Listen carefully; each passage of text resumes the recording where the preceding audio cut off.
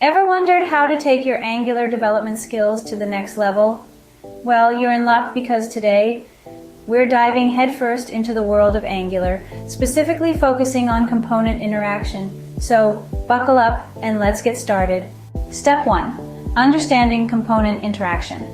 In Angular, components are the building blocks of your application.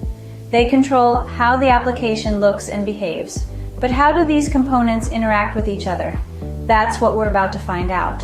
Step 2. Creating components. Before components can interact, they need to exist. To create a component in Angular, use the Angular CLI command ang-generate component_name. Replace a component underscore name with the name you want to give your component.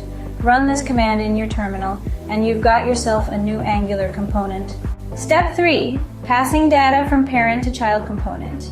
Now that we have our components, let's make them talk to each other. The first way components can interact is through parent-child communication. This is done using the input decorator in Angular. In your child component, declare a property with the input decorator. This allows the parent component to bind data to this property.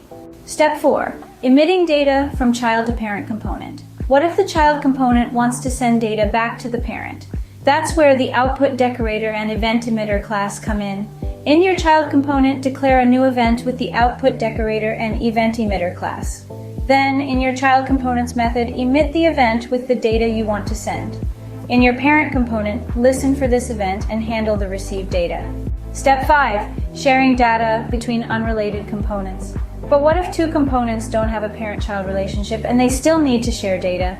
That's where services come in. Create an Angular service using the Angular CLI command ang-generate service_name. In your service, create a method to share data. Then inject this service into the components that need to share data. And there you have it.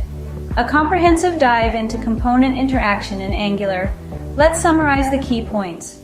Remember, mastering Angular requires practice, so don't hesitate to experiment with these techniques and build your own Angular applications. Stay curious and keep coding.